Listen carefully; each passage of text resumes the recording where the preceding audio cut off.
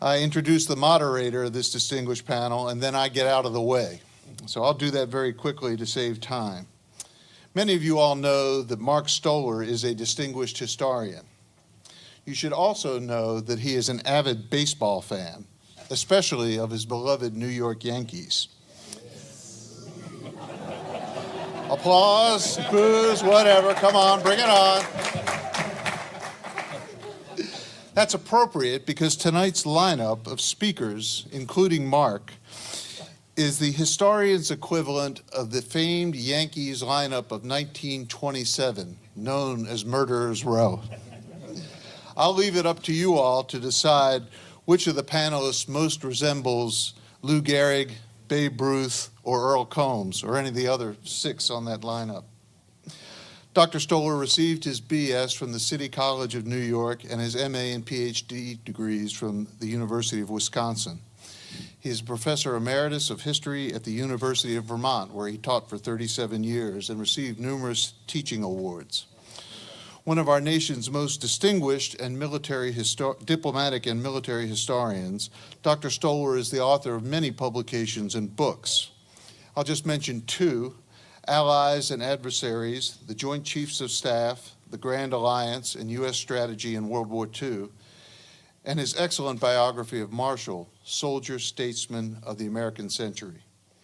Dr. Stoller currently serves as the editor of the papers of George Catlett Marshall, and for the past 2 years has taught at Washington and Lee University in the spring. He won't be doing that this year, so he can take full enjoyment of the mud season in Vermont, where he lives with his wife, Diane. Please welcome Dr. Stoller.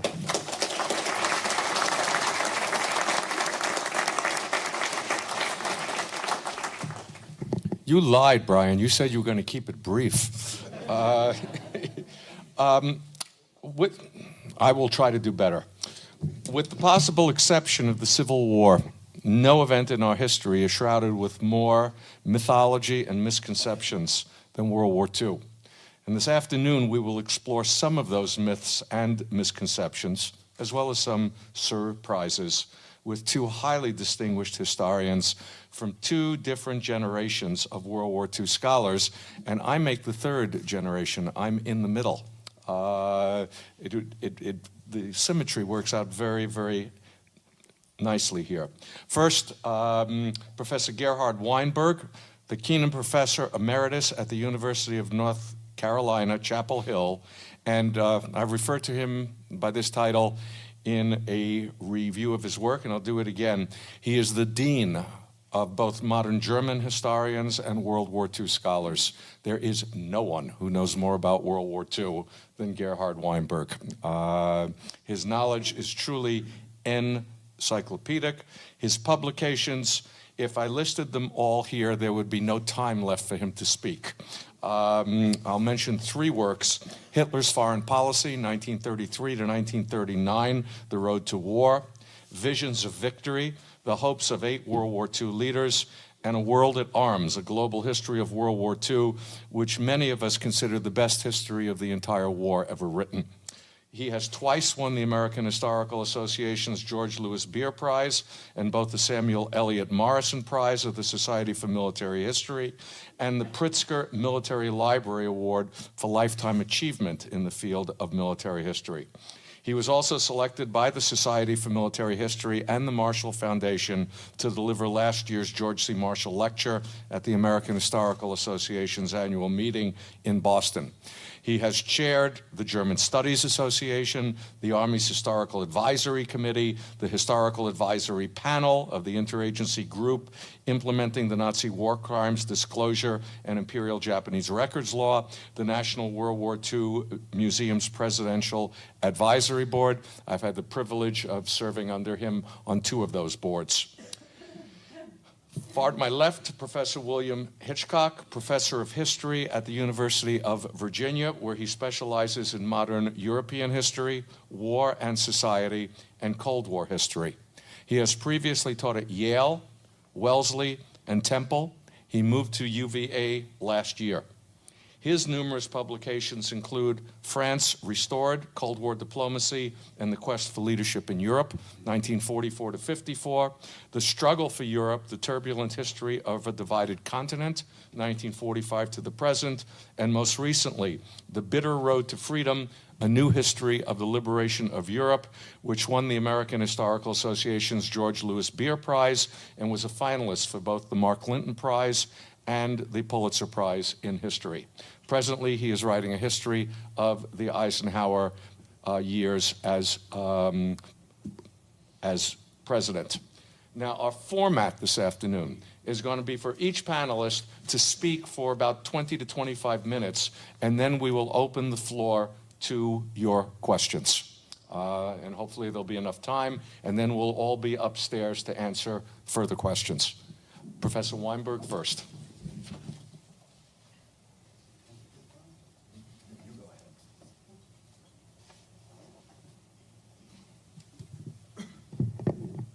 Good afternoon. Can you hear me in the back? We're holding a couple of seats here in the front for you. In this talk, I will engage a few myths concerning concentrating first on two about the war in general, then individual leaders and countries, and finally, a widely held mistaken view of World War II combat. One myth about the war is that the victory of the Allies was due to their overwhelming superiority in human and material resources. This view would have elicited laughter from those who fought at critical points in the conflict.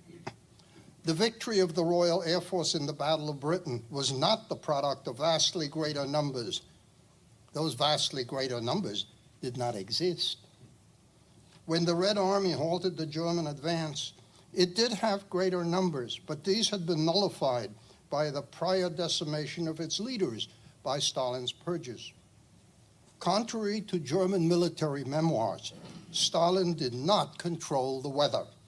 It was invariably as cold and the snow as deep on the Russian as on the German side of the front. I now turn to the Battle of Midway. Surely the 8 Japanese aircraft carriers were more numerous than the American 3.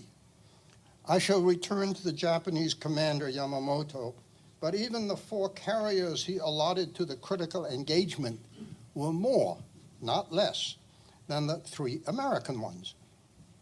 The issue of resources needs a careful look. By the summer of 1942, the resources under Axis control were not substantially inferior to those controlled by the Allies. The Allies proved vastly superior in drawing on the resources at their disposal than their enemies, who complicated utilization of the lands they had conquered by the systematic mistreatment of their populations. A second myth is the separation of the war from the Holocaust. Hitler did not plan war with France because the French would not let him visit Paris. Excuse me. And the Germans did not invade the Soviet Union because it would not allow a German cruise ship on the Caspian Sea. There was purpose to the war Germany initiated. That purpose was a demographic revolution on the globe, of which killing all Jews was a central point. Erwin Rommel was first sent to North Africa to salvage Mussolini's hold on Libya, but he was not sent into Egypt so that the pyramids could be dismantled and re-erected near Berlin. He was to arrange the killing of all Jews in Egypt, Palestine, and elsewhere in the Middle East with a murder commando at his headquarters. Hitler did not trust the Italians, who were to get the area, to carry out this important mission. Since Allied fighting and bombing killed more German soldiers and civilians out of a smaller population than Japan's, I shall not engage the notion that this was a racial war in which presumably the Allies wanted to kill as many whites and as few Orientals as possible. Instead, I now turn to leaders in the war. Adolf Hitler comes first. I've dealt in print with the myth that he was interested in an agreement with England. There are more myths about Hitler's relations with his generals than about any other aspect of World War II. There is time to engage only a few, but many are the products of fabrications in German military memoirs and the garbage German generals produced for the American army after the war. A big problem mentioned by military memoirists was their inability to secure Hitler's permission for retreats they believed necessary. There may have been instances of this, but as a generalization, it simply doesn't hold up. A striking example. In the fall of 1944, 3 German army groups were threatened with being cut off. The army group in southwest France faced this threat from a meeting of Allied forces from Normandy with those that had landed on the French Mediterranean coast. Hitler authorized the army group's withdrawal. The army group in Southeast Europe was about to be cut off by the Red Army's meeting Tito's partisans. Hitler authorized its withdrawal. The army group at the northern end of the Eastern Front faced a Red Army thrust to the Baltic Sea, cutting it off in western Latvia.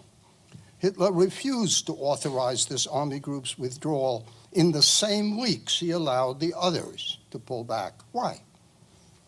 Hitler was responding to advice from Admiral Dönitz, head of the German Navy, who urged holding the southern shore of the Baltic so that Germany's new submarines and crews could train to turn the tide back in Germany's favor in the Battle of the Atlantic. A second area in which Germany's generals asserted post-war claims to genius was their periodic insistence of pulling out of salients so that a shorter front would facilitate creating reserves to meet the Red Army's offensives or launch their own. There is never any reference to the likelihood that pulling out of salients would produce a shorter Red Army front with analogous opportunities. An example of this occurred in the preparation for the German 1943 summer offensive. The generals persuaded Hitler to allow the abandonment of the Demyansk and Rzhev salients. This had 2 effects on the Red Army, one strategic and one tactical. The strategic effect was that there was now no expectation of a German offensive toward Moscow, and hence no need to hold reserves before the capital. The tactical effect was that the Red Army shortened its lines and gathered extra units for drive into the rear of the northern portion of Germany's 1943 offensive. It might well have failed anyway, and I do not suggest that in all disputes Hitler was right and his generals wrong, but rather that a reassessment of the myth of the latter's high competence is needed. By their conduct of a war of extermination in the East, they managed the extraordinary feat of converting Stalin from a bloody and hated dictator into the benign defender of his people. According to the Germans' own figures, they supervised the killing or deaths from hunger and disease of an average of 10,000 prisoners of war per day, 7 days a week, for the first 7 months of the war in the East. Please note that this figure of over 2 million deaths does not include the more than 1 million Soviet civilians killed in the same months.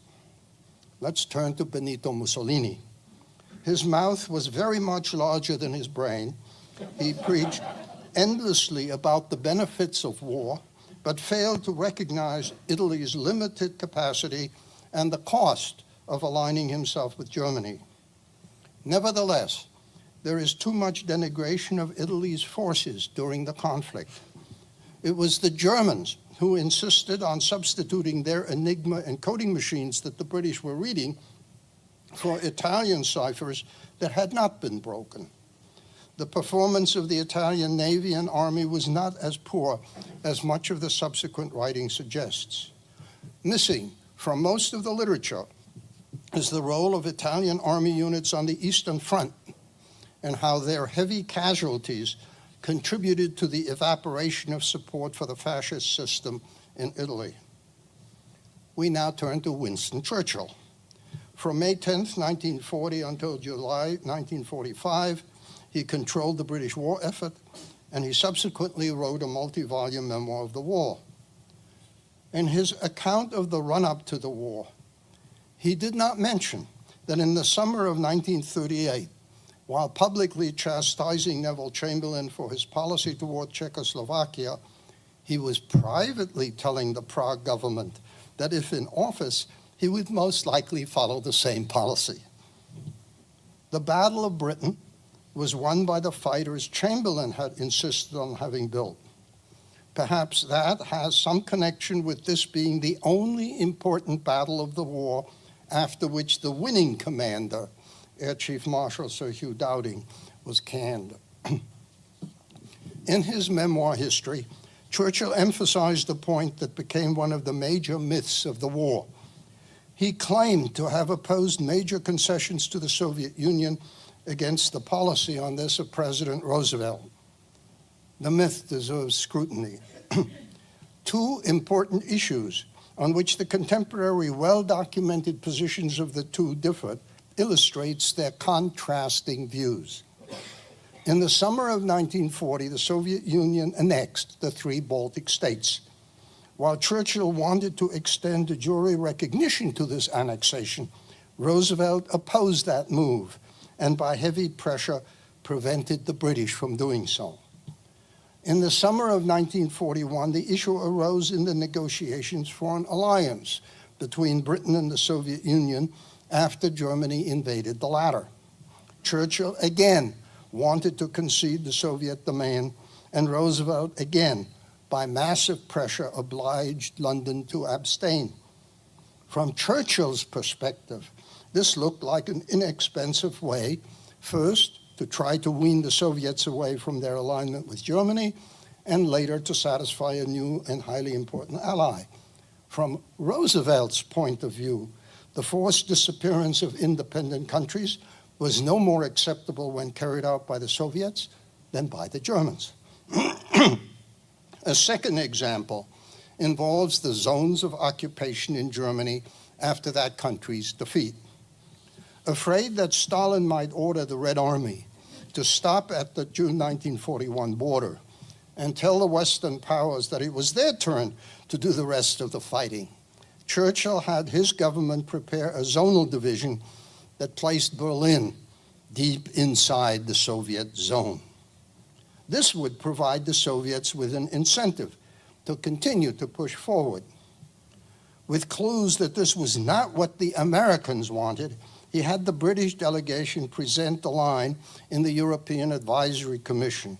It was immediately accepted by the Soviets, who may have thought this his only good idea. Roosevelt wanted a division into zones that met in Berlin. Since the president was very concerned about access to the American zone of occupation, one should not exclude the possibility that the president knew what he was about. If one seeks an explanation of the policies of the two and Churchill's reversal of them in his memoir history, one should consider their situation in 1943-44 and also Churchill's post-war career. At the time, Churchill was leading a country that had exhausted its human and financial resources, was practically certain to be weaker in the future, and hence might best make concessions early rather than be obliged to make greater ones from a weaker position later.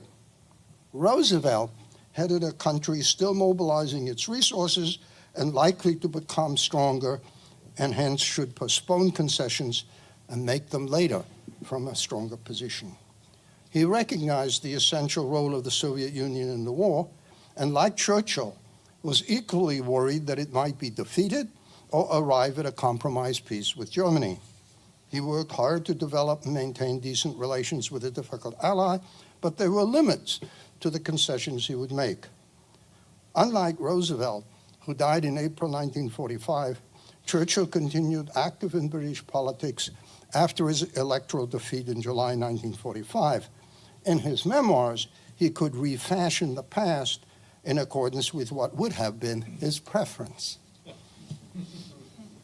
The insistence of this country on an invasion across the Channel met meant that although the Soviets did most of the fighting, the Western Allies gathered in the economically most advanced portions of the continent.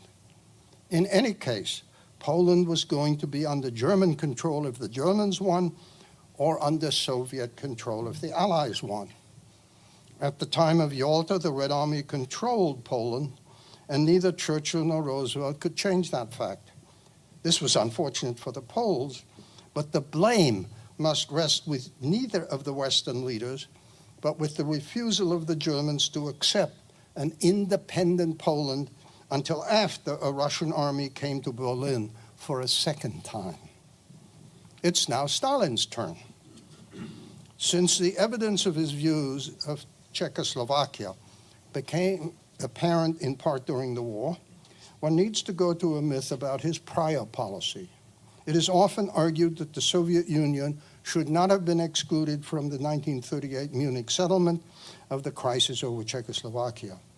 The myth is that the Soviet Union was interested in the territorial integrity of Czechoslovakia and was prepared to fight to defend it.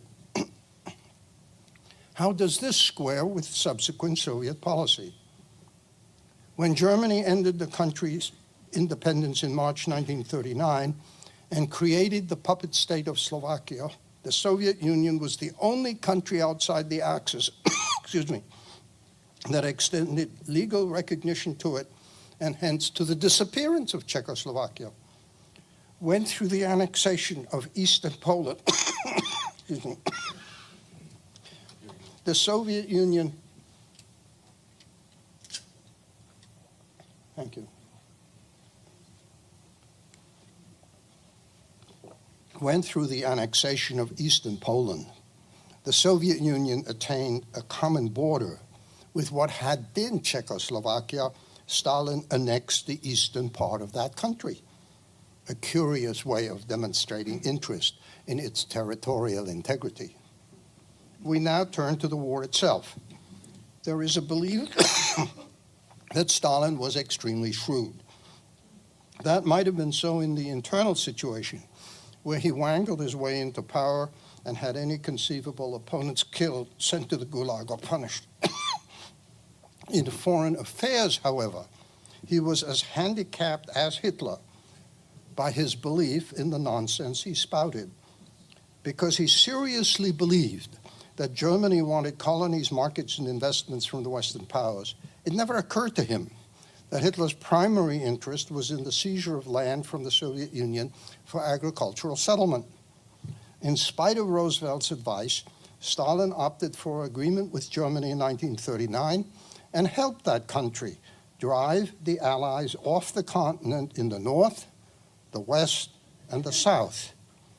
He always blamed others rather than himself for thereafter facing Germany alone on the continent in the east. We now know that Soviet intelligence obtained a copy of the German basic order for the invasion of the Soviet Union shortly after it was distributed in December 1940. When the United States acquired a summary of this order, and Roosevelt had it given to the Soviet ambassador in February 1941, Stalin did not see this as a confirmation. Instead, as the late General Dmitry Volkogonov assured me in 1991, he tossed it into the wastebasket as a provocation. When the Germans invaded the Soviet Union in June 1941, all intelligence available to Stalin pointed to the weight of the German thrust being on the central part of the front. He insisted that the Red Army concentrate on the southern segment of the front, with disastrous results. In 1942, all evidence pointed to a German major offensive on the southern portion of the front. So Stalin concentrated reserves on the central part, again, with predictable results. He did slowly begin to trust his military advisors, but the country paid heavily for Stalin's errors. The cost of the war to the Soviet Union was enormous, but a substantial portion was due to a leader who would not believe what his intelligence services and his allies told him, who had earlier decimated the country's officer corps, and who had insisted during major segments of the fighting on seriously erroneous strategic priorities. It's now Roosevelt's turn. I've already dealt with one of the myths about the president. There's time for a few more. The extensive literature about Roosevelt's policy toward the war in 1940-41 mostly ignores the long available evidence.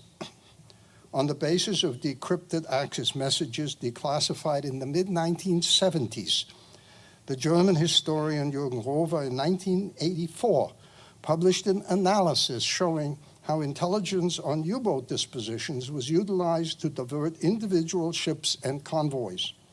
Far from seeking incidents, the United States was trying to avert them.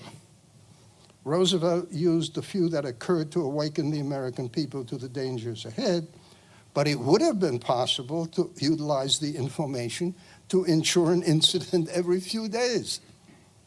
There was also the discovery of tapes of the president's confidential conversations when a recording machine was accidentally not turned off. This text, published in 1982, similarly shows the president's interest in keeping the country out of formal participation in the war. As for the Pacific theater, there is equally solid evidence. Presidents, like all others, are limited to 24 hours per day.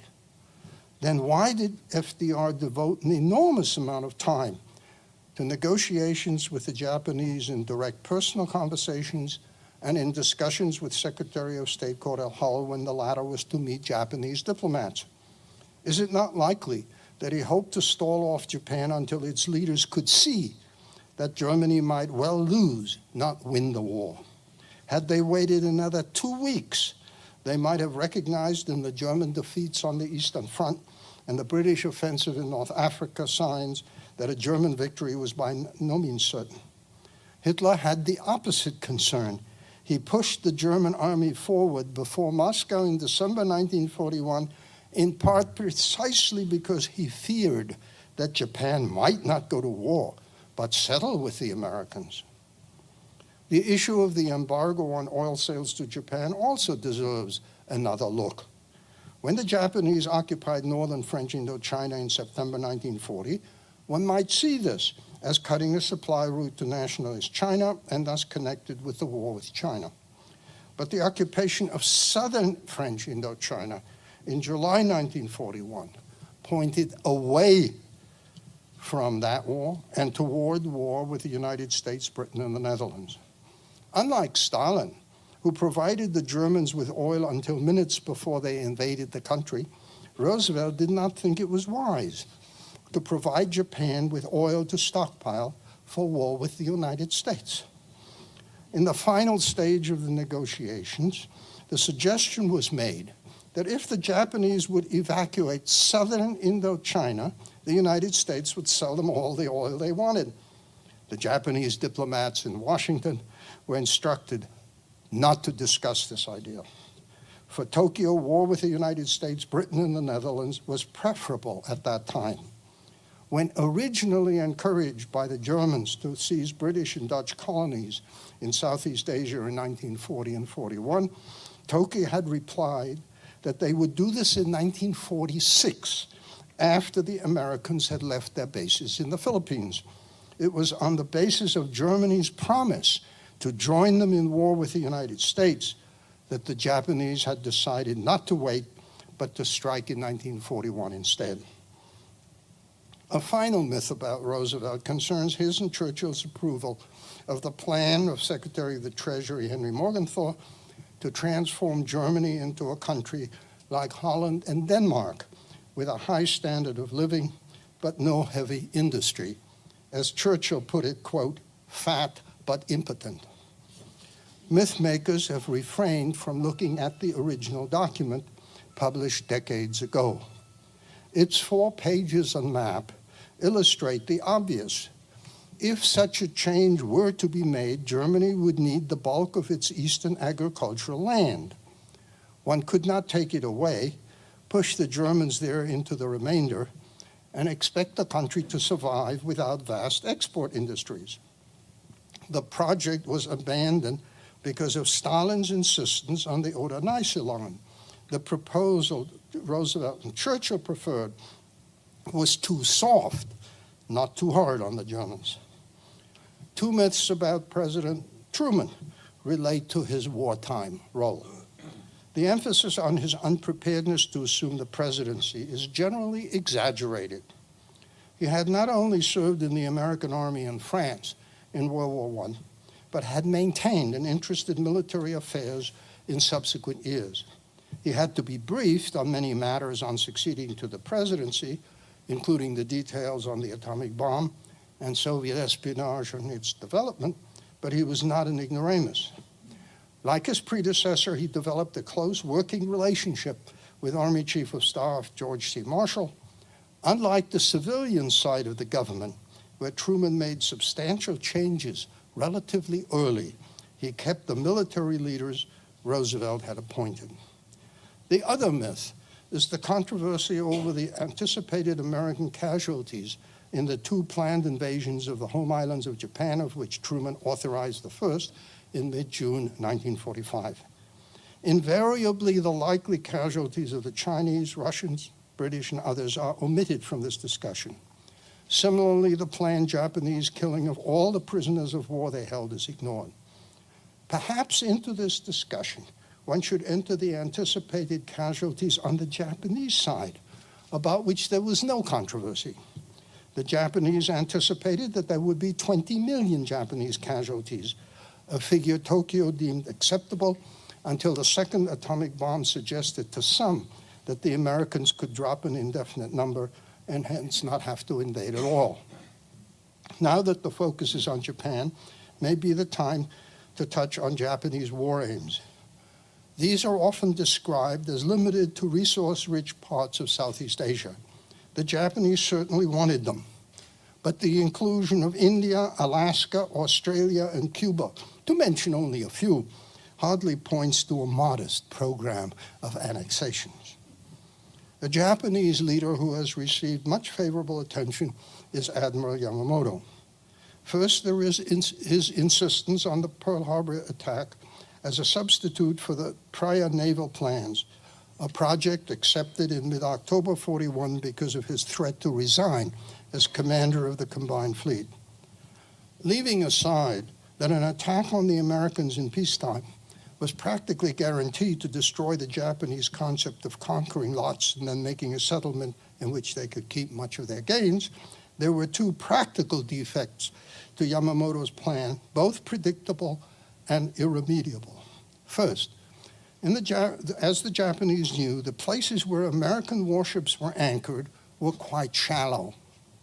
For this reason, special torpedoes that ran rather shallow had to be utilized. In practice, this meant that ships torpedoed at their moorings would sink into the mud. They could not be sunk. We know that the Arizona exploded, but the other battleships settled onto the harbor floor. From there, all except the Oklahoma were raised, repaired, and returned to action. A second equally predictable result of the raid was the survival of most crew members of the ships attacked. This is not to ignore the heavy loss of life on the Arizona and casualties from other ships, but attacking warships at anchor in port on a Sunday guarantees that many crew members will be on shore leave and most on board will survive. The rapid revival and effective fighting of the American Navy was due in part to the trained crew members of the warships who survived. We will never know if the original Japanese Navy's hopes for an engagement in the Pacific would have worked out as planned. I have considerable doubt. But nothing could have been worse for Japan than Yamamoto's scheme. That raises the question, why was he so insistent on a project with defects that were so readily foreseeable? There is an intriguing aspect of the last paper exercise of the plan that he conducted in September 1941. In that exercise, it was determined that among the ships sunk would be the aircraft carriers, including the Yorktown. Not a single officer in the room had the moral courage to say, "But Your Excellency, how can we sink the Yorktown in Pearl Harbor knowing that it is in the Atlantic?" None of these officers had the backbone to challenge a commander whose mind was so firmly made up that none dare prise it open with a touch of reality. In this extraordinary rigidity of Yamamoto's, we may also see one of the roots of his preference for complicated battle plans, a tendency he passed on to his successors. As mentioned earlier, of the 8 carriers at his disposal, he allocated 4 to the central portion of the Midway operation, with 2 sent off to support the landing on the Aleutians and 2 held back with the main battle fleet. These 4 survived the battle. But what would have happened if at the critical point the Americans had faced not 4 but 8 carriers? And if the Japanese had, like the Americans, made fast repairs on the carrier damage in the Coral Sea battle and had made it 9 against 3? Something should be said about the Chinese war effort under Chiang Kai-shek.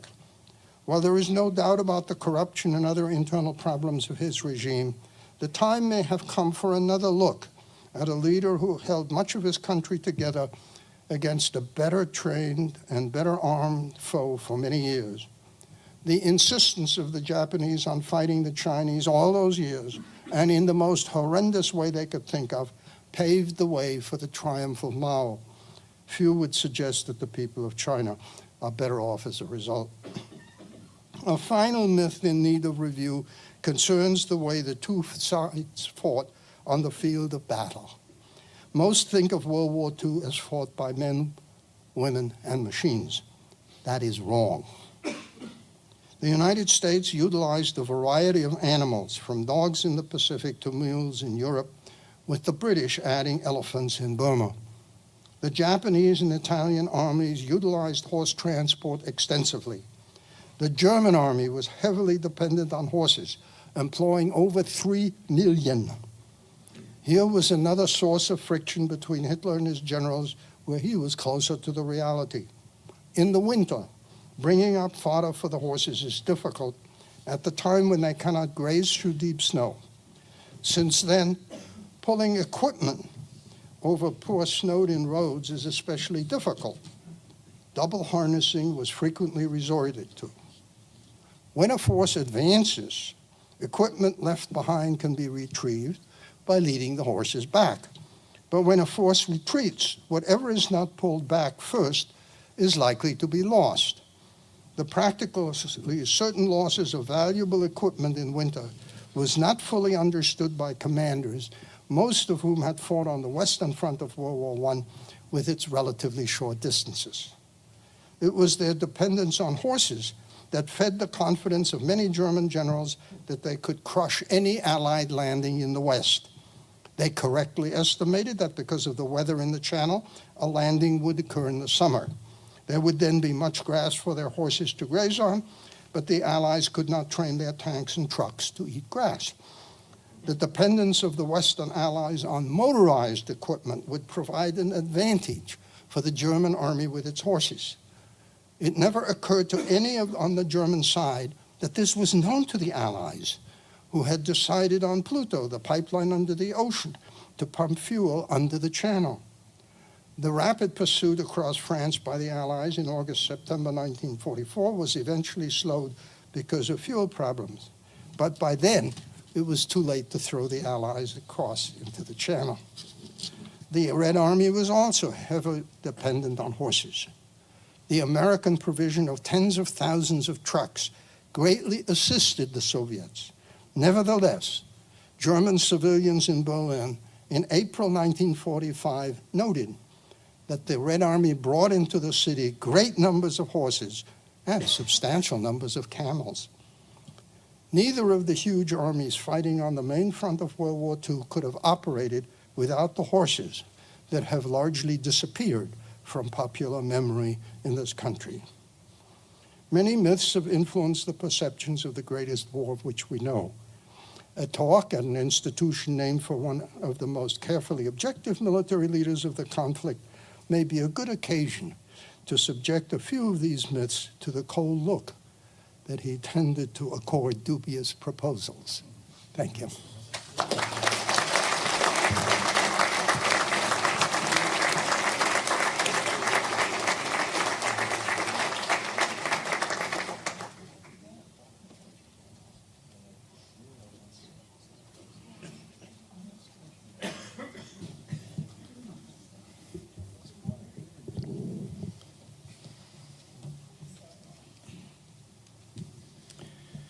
Good evening. I'm enormously flattered and honored to be invited to speak tonight to this group and to be on this panel with two people who are truly rock stars of World War II history. They are stars in the firmament, and I'm humbled to be on a panel with both of them. My own comments today are drawn from my recent book, The Bitter Road to Freedom, which treats just the final year of World War II in Europe. Now, writing a book on a topic that is as well known and well studied as the liberation of Europe presents some challenges. There are so many fine books that have been written on the topic. What possibly could one say that hasn't already been said? Surely we've studied every aspect of the liberation of Europe, particularly in the Western theater. But the miraculous thing about history is that there are always new discoveries to be made, if only we have two things.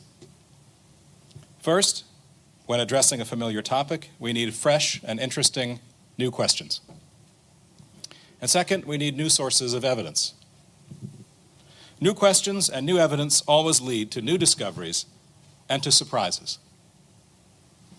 The new question that I posed in my book, and to which I felt I didn't have an adequate answer, was this: what was the experience of liberation in Europe like for those who experienced it, for those who went through it, for those Europeans who lived through it? Now, in posing the question this way, I was admitting that we do know a great deal about the American combat experience in 1944 to 1945 in Western Europe. We know a great deal about what the young American soldiers endured on the beaches of Normandy and in the wintry hills of the Ardennes. We know a good deal about the liberators, but we haven't often turned our focus to look at the ordinary people who were liberated. What did they go through in 1944 to 1945?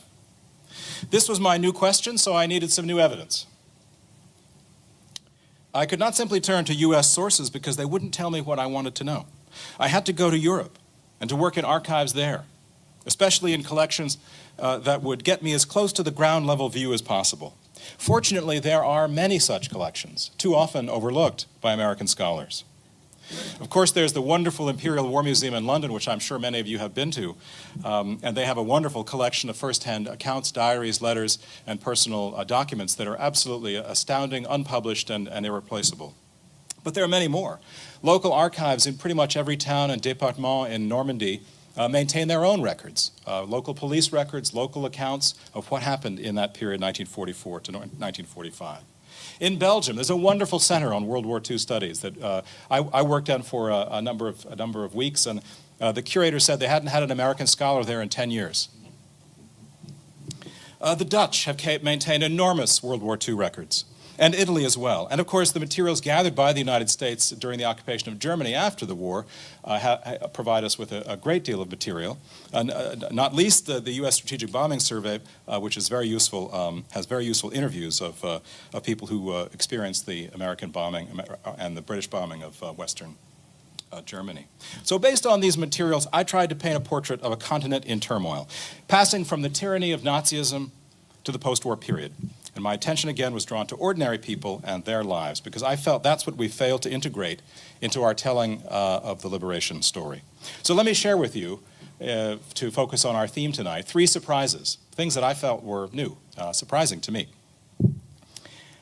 Though I have to say, I don't think there's anything that Gerhard Weinberg that will surprise him. So he's given a pass. It's just not fair.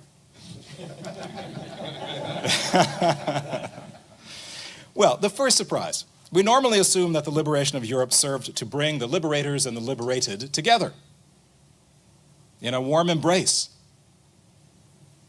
of common purpose and gratitude. What I found is that the astonishing violence of the War of Liberation drove Anglo-American liberators and continental civilians apart.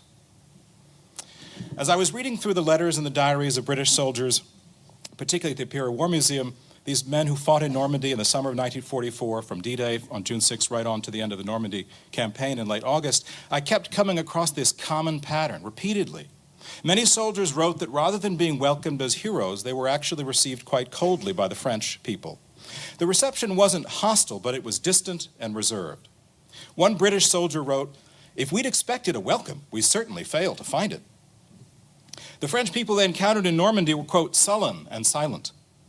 "It was rather a shock," wrote Corporal L.F. Roker of the Highland Light Infantry, "to find that we were not welcomed ecstatically as liberators by the local people as we were told we would be. They saw us as bringers of destruction and pain." Now, at first, this didn't seem right to me, but it was the kind of observation I found in many diaries and memoirs of the soldiers, this cool, distant reserve on the part of the French, at least in Normandy. What explains this restrained welcome to the liberators? Well, if you look into the records of the local communities in Normandy and their experiences during the summer of 1944, of course, the answer is not difficult to find. For many months before the D-Day landings, the coastline of Normandy had been pounded day and night by Allied air bombardment.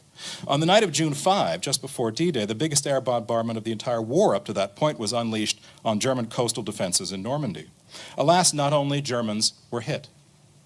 We now know that 3,000 French people died during the 24 hours following D-Day under these massive bombings. That, incidentally, is about the same number, roughly, of Allied servicemen who were killed on D-Day. So there is a rough equivalence between those French civilians killed and Anglo-American liberators killed in that same 24-hour period. We rarely put these two facts together. The picture only got worse. During the campaign in the summer of 1944 in Normandy, almost 20,000 French civilians died in the crossfire, mostly as a result of Allied air assaults on the towns and cities which the Germans were defending. And that, too, amounts to roughly the same number of U.S. soldiers that died in the Normandy campaign. Around Caen, which the British failed to take on D-Day, the battle raged for 2 months. Caen was a city, a home to 60,000 people. It had 3 Gothic churches, 2 large hospitals, and a great university. All of this was obliterated during 2 months of savage fighting. Most of the city residents fled the town, and 15,000 of them huddled in makeshift shelters in caves at the stone quarries a few miles south of town, living in filth and squalor for 2 months. Some were not so lucky. 2,000 people were killed in Caen during its liberation as a direct result of Allied bombing. Bombing which, the Allied records show, did little to damage the German defensive positions. All of this damage necessarily had a negative influence on the reception of the liberators. In late July, when the British finally pushed into the destroyed city of Caen, a Benedictine nun recorded in her diary, the diary is kept in the local archives in Calvados, that the soldiers, quote, "have been received in Caen without great enthusiasm. The residents have been too shaken by the memory of days of agony and mourning which we have experienced, by all the civilian dead, by all the grief. There was not on this day the joy that we might have had if the friends," and she put that word in quotation marks in her own diary, "had saved the women, the children, the old people. There's been too much suffering." The situation doesn't improve much if we reverse the perspective and ask, what did liberating soldiers think of these besieged and worn people, these French people of Normandy? What did they see when they looked at them? As it happens, they didn't think very much of them. These civilians had been living in basements, bombed-out buildings, and rude shelters in the caves outside of Caen. They had no water, no sanitation, no clothing. They were filthy and in rags. They were hungry, scared, and destitute. And to the liberators, these bedraggled Normans seemed otherworldly, weird, even inhuman in the eyes of the liberators. If they'd hoped for champagne and partying, they would have to wait. Normandy, one soldier wrote, stank of dead men and cattle. Well, in a place so violently disordered by war, a place so lacking in civilized shape, it seemed perfectly normal for Allied soldiers to take possession of property. Livestock, clothing, boots, any other objects that caught their fancy, especially Calvados brandy. One woman in Colombière, a nearby town, watched, powerless, as a unit of Canadians systematically looted her home, breaking open locked cupboards and trunks, even fighting over who got what. Hens, rabbits, chickens, they were all snatched up, destined for the evening campfires of the soldiers, who quite literally took possession of the land they fought to liberate. Even once the Allies got into Belgium, where they set up shop on the doorstep of Germany in the winter and spring of 1944 to 45, they were not always welcome. There was a huge outpouring of celebration in Brussels in September 1944, but within a few short weeks, the reality of being liberated and then occupied by an army of almost 2 million armed, tired, hungry, homesick, and anxious teenagers set in on the Belgians. My son just turned 15, and I can only imagine. According to the Belgian police records, not a single day went by without Allied soldiers getting into brawls in bars, accosting ladies on the streets, breaking shop front windows, and raucously demanding booze and generally making a disturbance of themselves. And yes, soldiers sought out liaisons with ladies of the night on a regular basis, with predictable consequences. By June of 1945, about 15% of all U.S. soldiers in Europe, 500,000 men, had venereal disease. The consequences of being liberated were lethal in eastern Belgium. When the Battle of the Bulge broke out in December 1944, perhaps 3,000 Belgians were killed in the crossfire. And the prolonged U.S. occupation in eastern Belgium as the Allies prepared to knife eastward into Germany stirred up a lot of resentment and anger. According to one police commissioner, the phrase most often heard among Belgians by September 1945 was simply, "Oh Lord, deliver us from our liberators." So we can't assume that the war brought Europeans and Americans closer together in a common embrace. In many ways, in the early stages of the liberation, in zones that saw a lot of combat, it drove them apart. That leads me to my second surprising discovery, which is this.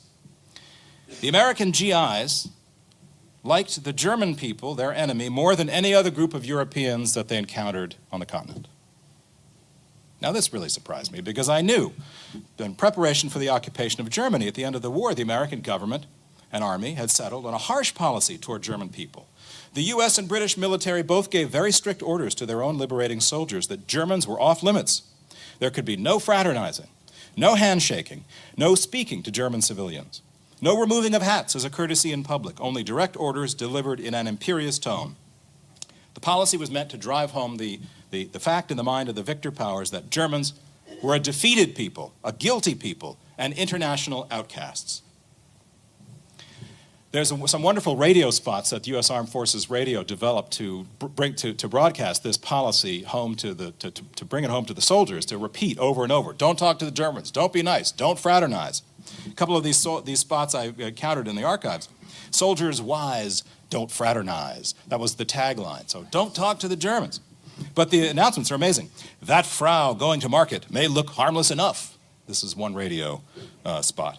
The odds are she walks in a dead woman's shoes sent from the furnaces of Majdanek. Don't forget that in a hurry. Steer clear and don't fraternize. And laid it on pretty thick. Well, this reserve, this official policy of reserve on the grassroots level melted away almost overnight. Within days of their arrival in Germany, U.S. soldiers were chatting with Germans, bartering with them, sometimes drinking and dancing with them, and also helping them to rebuild their homes, start water supplies again, clear roads, and procure foodstuffs and supplies. What explains this swift turnaround in U.S.-German relations at the grassroots level? I'd suggest two factors. First, American soldiers encountered such scenes of physical destruction and devastation in Western Germany that they concluded, different from official policy, that the Germans had suffered enough for their sins. Allied bombers dropped 2.7 million tons of bombs on Germany and destroyed 3.5 million homes and dwellings, and killed at least 500,000 people and perhaps more. Allied bombing of Germany wounded an additional 800,000 people and left 7.5 million homeless. Time magazine reporter Sidney Olson, writing from the city of Cologne, described this scene. A mud-stained veteran stared with dazed eyes at the desolation about him, murmuring over and over, "Ain't it awful? Ain't it awful?"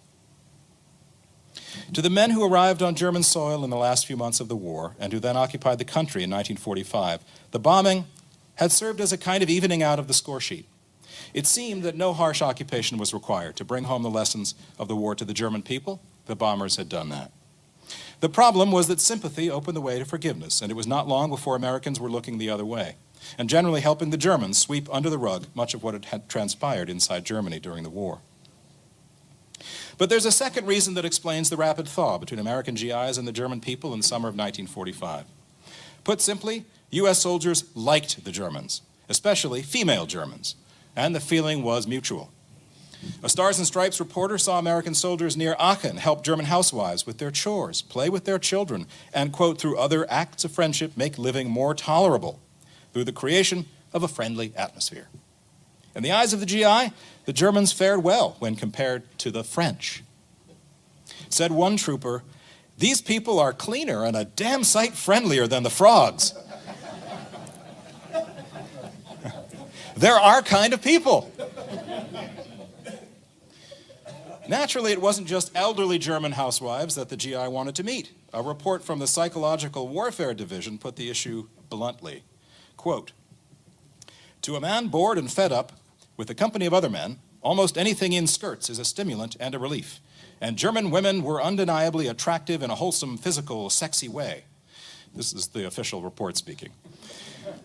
"They were what the boys called easy. GI and Fraulein were magnet and steel." Unquote.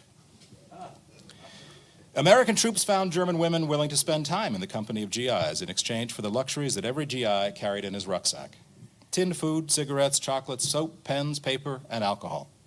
It was a match made in heaven, and from this grassroots friendship developed a much larger reconciliation of nations. A warm story, perhaps, but not at all what was intended.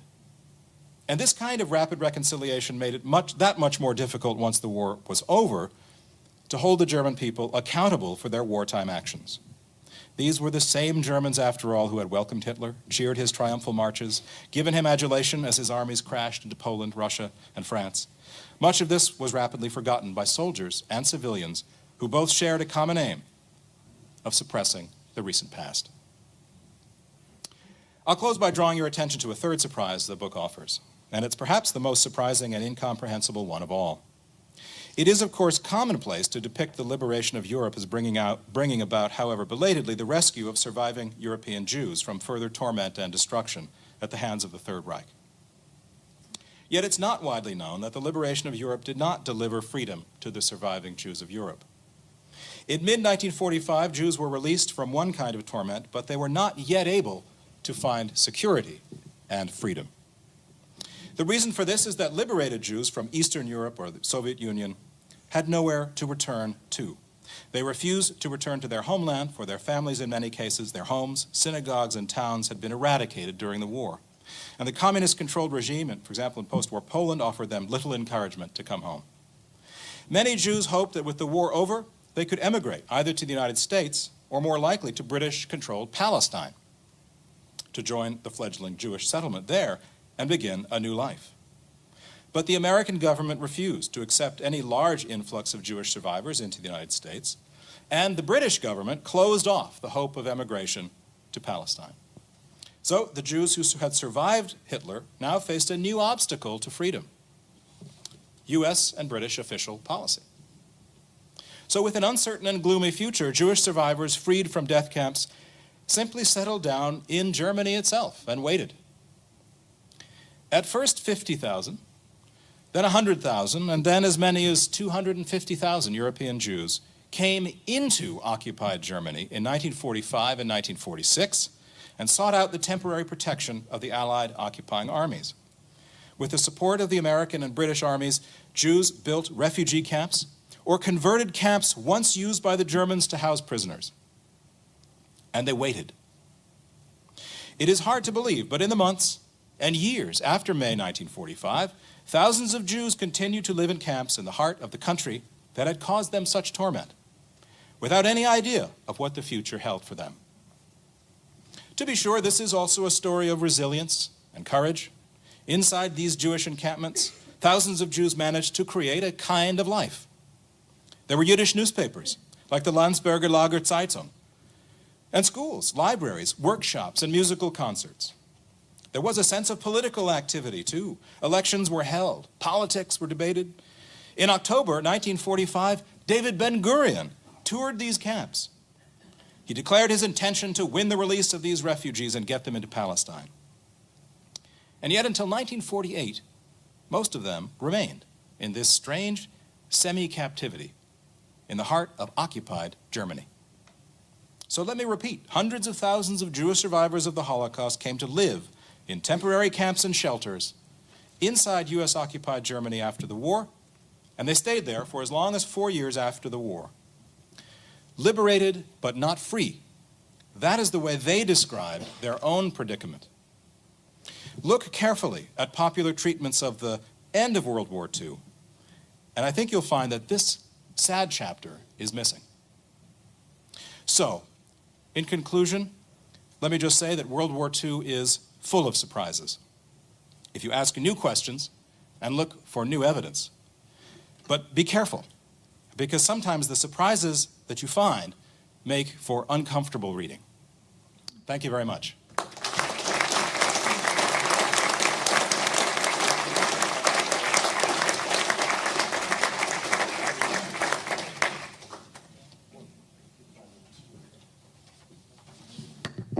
Thank you very much, both of you. Joanne asked me to do a maximum of 5 minutes of my own list of myths. So I will simply throw them out as bullet points just to add to the pot here, and then throw it open to questions. These will focus mostly on this country, okay? Guess what? We didn't win the war alone.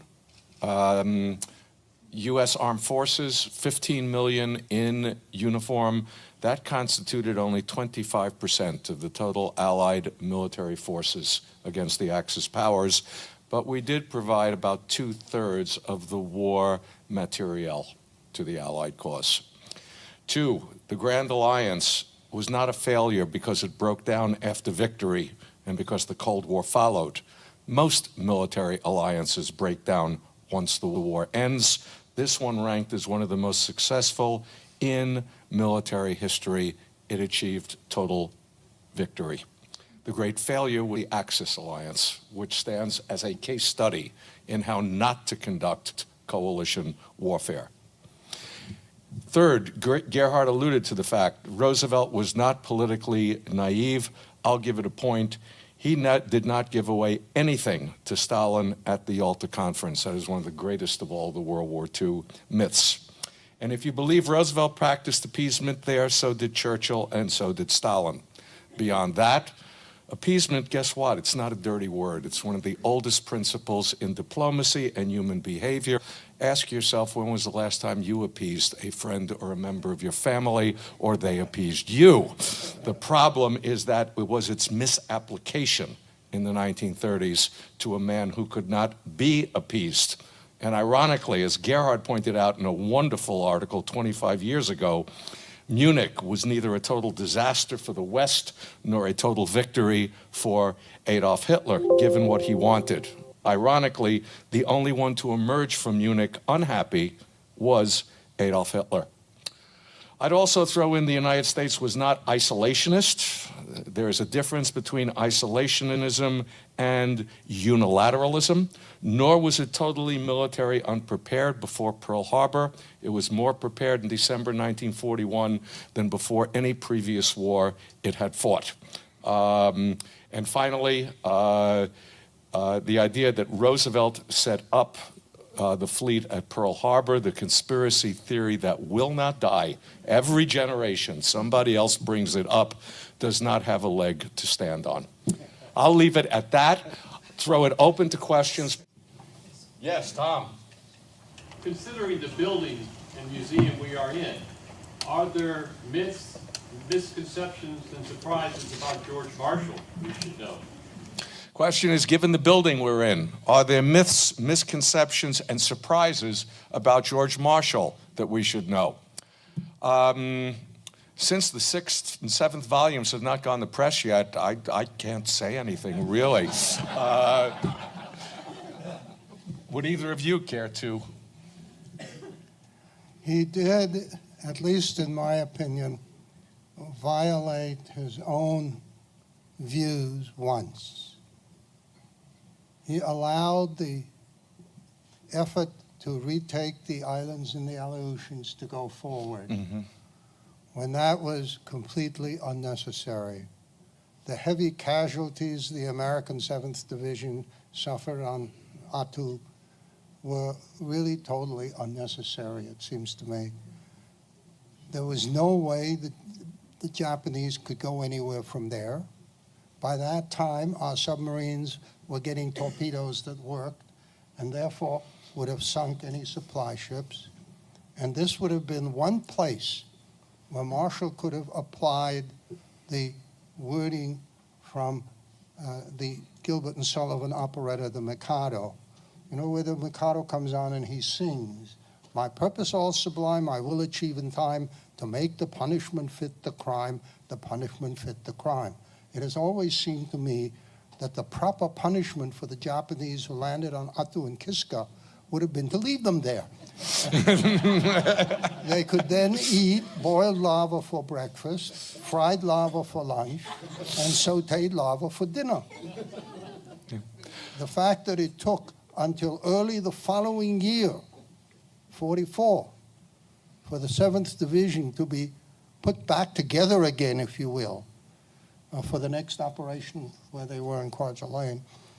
How and why Marshall went along with this scheme is, it's not a myth. It's just simply always been a puzzle. I would throw in a controversial one.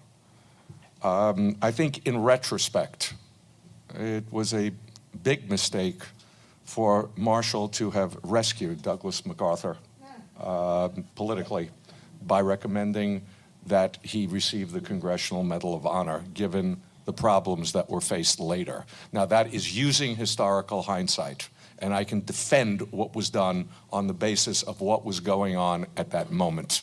But in effect, you set up tragedy later on. That's a bit unfair, I know. Yes, sir. December 8, 41, the United States declared war on the Japanese Empire. 4 days later, Hitler Germany declared war on the United States. If he hadn't done that, what is your all's assessment of how long it would have taken the United States to declare war on Germany? Question is, if Hitler had not declared war on the United States 4 days after Pearl Harbor, how long would it have taken for the United States to make war on Nazi Germany? Is that correct?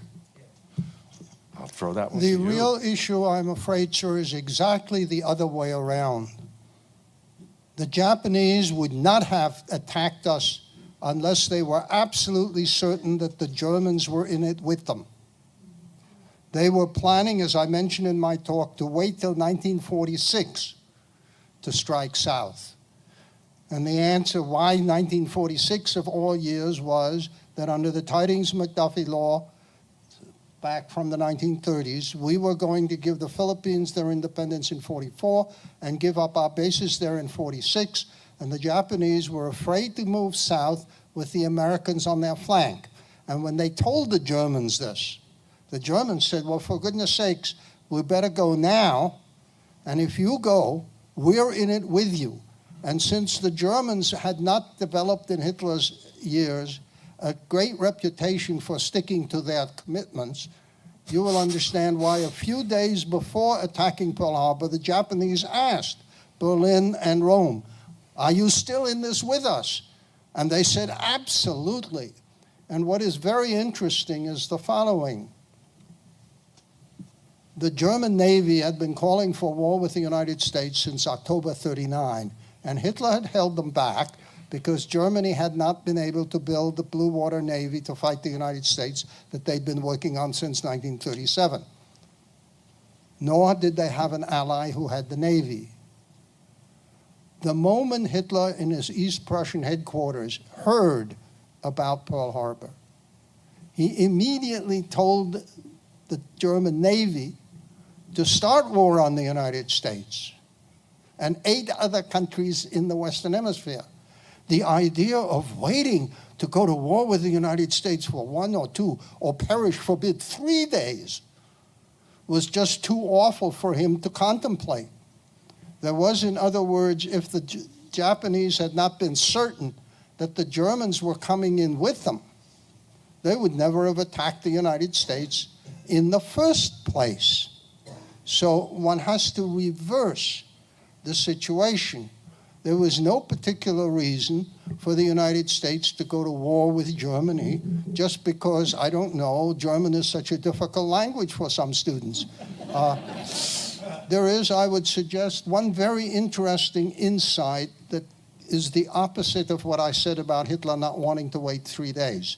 It is generally forgotten in this country that in December 41, not only Germany, Italy, and Japan declared war on the United States, but Romania, Hungary, and Bulgaria declared war on the United States. And Roosevelt, knowing that the Germans and Italians had submarines in the Atlantic, so there was going to be fighting right away, couldn't quite figure out, number one, how the Hungarians, Bulgarians, and Romanians were going to fight us and why, and that possibly those people could live without a war with the United States. And in a step that I cannot find any parallel for in history, he instructed the State Department to try to get those 3 countries to withdraw their declarations of war. Mm-hmm. And since everybody had diplomats in Turkey, that is in Ankara, which was still then neutral, you see what I mean? He had the State Department try for months to get these countries to withdraw their declarations of war. And Horthy, the regent of Hungary, and Marshal Antonescu of Romania, and King Boris of Bulgaria all felt that our countries could not live without having a war with the United States. And in June of 42, I think it's very interesting, 6 months later, Roosevelt gave up and sent a message to the Congress. These people absolutely insist they have to have war with us. So since we're not going to surrender our independence to them, I guess we have to accommodate them. And the Congress proceeded then to declare war on these countries. I mention this because I think it's an interesting contrast with the man who couldn't wait 3 days to go to war. I think that there's no eagerness on one side and a great deal of eagerness on the other. Yeah, American historians disagree wildly as to, the question is always asked, at what point in 1941 did Roosevelt think war with Germany was inevitable? And some of us say not until December 11th, 1941. What Roosevelt was set upon was making sure that Britain survived, that the Soviet Union survived, and that Nazi Germany would eventually be beaten. But that does not mean that he was ready to enter the war. In fact, he was very upset about the Army Victory Program in September of 1941 to build an army of over 200 divisions. The Navy, yes. The Air Force, yes. But the Army, no. He once quipped that American mothers don't want their sons to be soldiers, though they don't seem to mind them being sailors. Yes, sir. Based on what you just said, and whoever wants to answer this, then could Roosevelt have thought that the war could have been brought to a conclusion without our fighting Germany before December 10th? If he didn't want to get into a war with Germany, did he think we could avoid it forever? Question is, did Roosevelt think we could avoid war with Germany forever and that Germany could be beaten by the other countries that the United States was aiding? That's you, Mark. That's me. Roosevelt liked to fly by the seat of his pants. His answer would be, let's wait and see. He is not someone who likes long-term planning, which drove Marshall and the other chiefs of staff crazy. He doesn't want to have long. Let's just wait and see what develops, is the way I would read it. No, well, I think one has to go back here. In the summer of 1940, Marshall and the other chiefs were convinced Britain would go under. Roosevelt was not convinced of this. He thought that aid to Britain would be useful, and his judgment turned out to be correct. The next year, in 41, again, his military advisors, including Marshall, were pretty sure that the Soviet Union would be crushed by the Germans. Roosevelt had doubts on that score, and therefore started aiding the Soviets. So in these areas, he came to trust his own judgment, because twice in a row, it turned out that he was right. Yeah. and his advisors, who then did what they were told, don't get me wrong,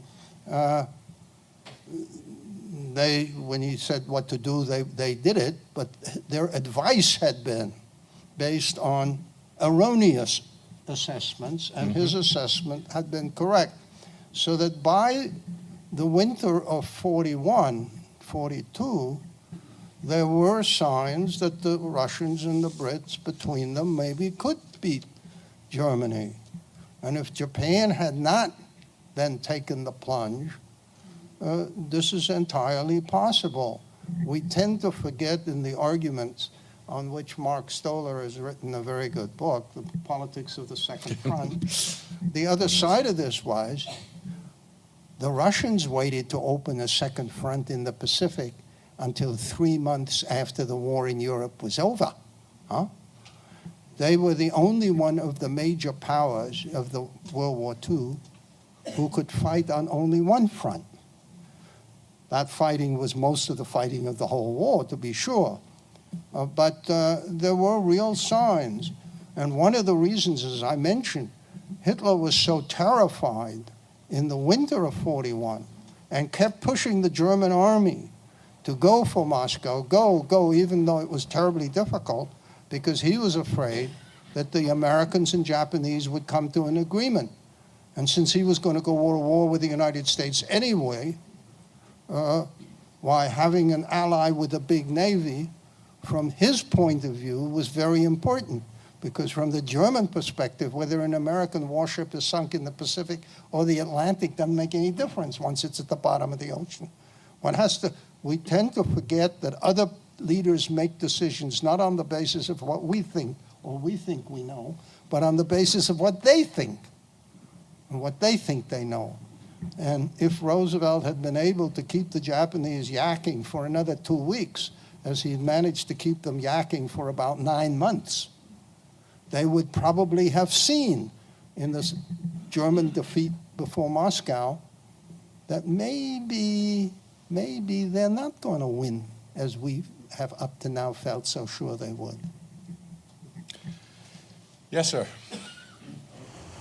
Could I ask a question about the Morgenthau Plan, which has been described as overly generous to Germany? Is it not true that many economists protested in autumn 1944 that any plan for the compulsory deindustrialization of Germany would strike a fatal blow to the entire European economy? Is it not true that Churchill called the Morgenthau Plan an invitation to Britain to shackle itself to a corpse? I was a little surprised at the description of the Morgenthau. Okay, let me just to state the question.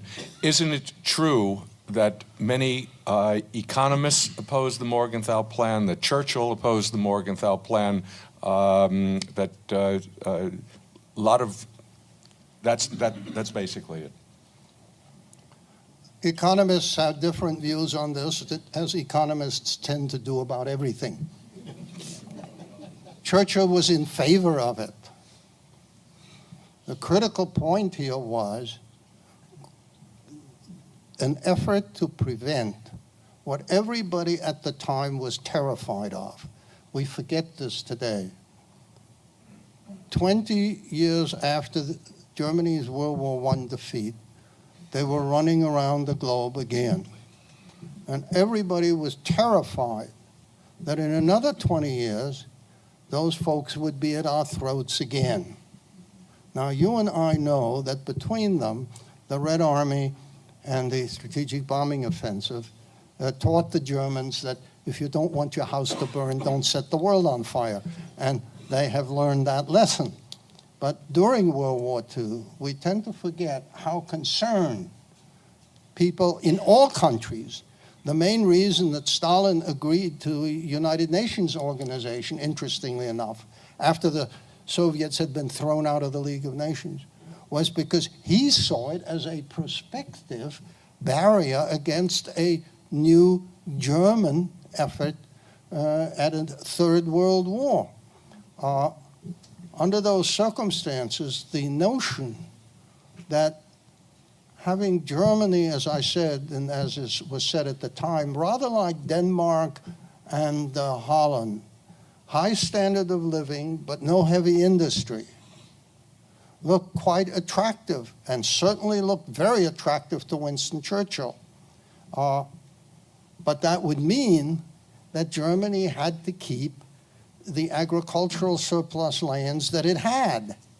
And it was Stalin, not at that point really that friendly to the Germans, who torpedoed the possibility by insisting that the eastern part of Germany be taken away and turned over to Poland and a piece of it to the Soviet Union, and all the people in it shoved out into the rest of Germany. I have sometimes wondered whether the additional 5-6 million people who lost their homes because the Morgenthau Plan was eventually scuttled are really quite that happy about having that dropped. As I said, that whether it was right or wrong, the reason it was dropped was that it was too soft on the Germans, not too hard on them. That's a wonderfully provocative and, in my view, I don't want to use unpersuasive, but I think controversial, provocative statement that the Morgenthau Plan was too soft. The Morgenthau Plan was part of we might say, a 30-year debate over what to do with the German economy, and it had been going on since 1918.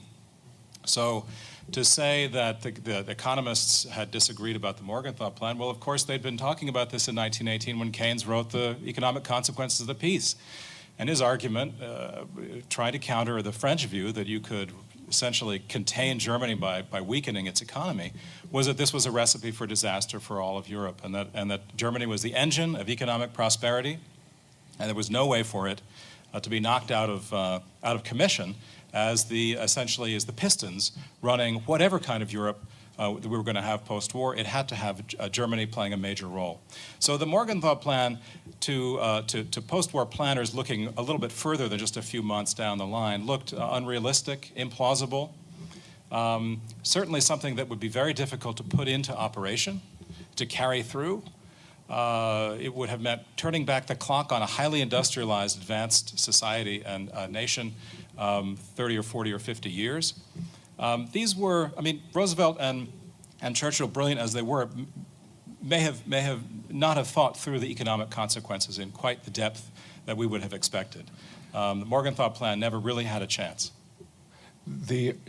If I may add something also, Bill, you got one where we're all responding to it. This is actually, I remember one professor I had in European history say, this is a 500-year-old dilemma. The dilemma of how do you have an economically strong entity in Central Europe to assure the prosperity of Europe without having that entity rampage militarily across Europe.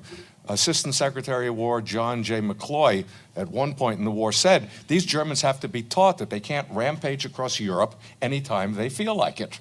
And so they were. And this debate just went on and on and on.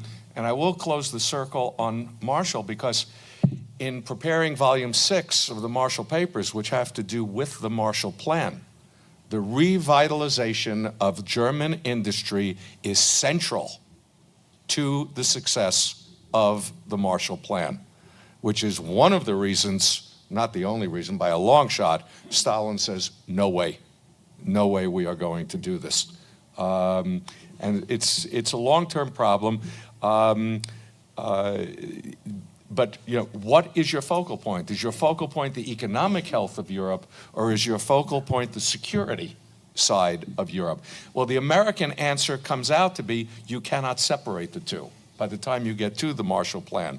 That if you want a peaceful Europe, you must have a prosperous Europe. And to have a prosperous Europe, you must have a peaceful Europe.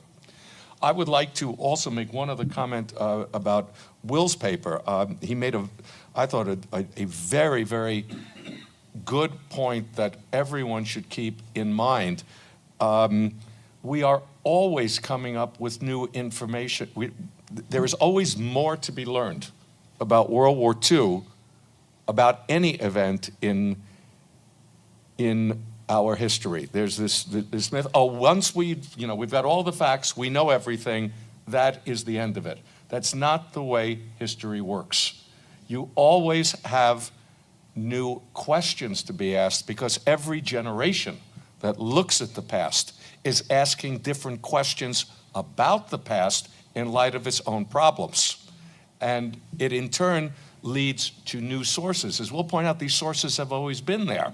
The classic example that I use, women's history. Okay, major field of study. When I was an undergraduate, there was no field known as women's history. Does that mean the evidence wasn't? Of course it was there. It had always been there, but no one conceptualized that field of study until the 1970s, when the women's movement, searching for a usable past, did so. So in terms of the war, I think what Will is doing here, asking different questions, which in turn enable him to find new sources, sources that have not been used before, and in turn, the more of those sources he finds, the more questions there are. Sorry, I just felt I had to throw that in. That's a great point. I would just say, history changes.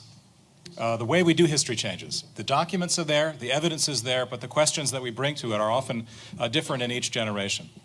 The kind of book that I wrote is probably not a book that you might have written 30 years ago, because it does, in a sense, it is in conversation with many other kinds of works on the impact of war on society in many different places and different times.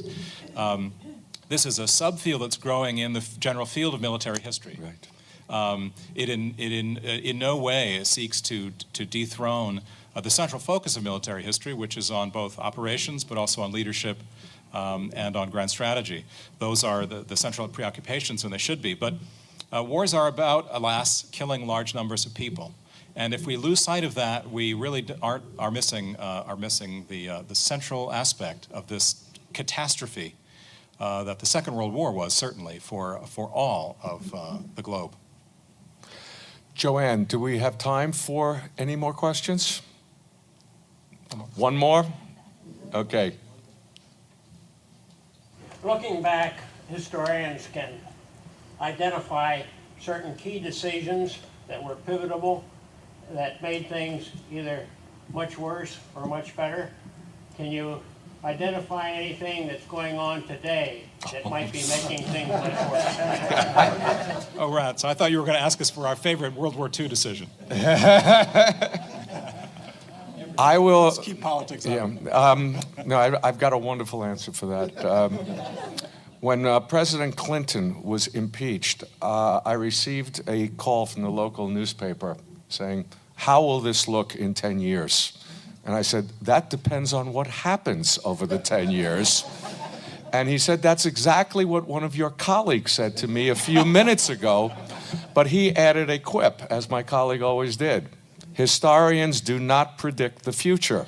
Historians predict the past. Thank you all very, very much.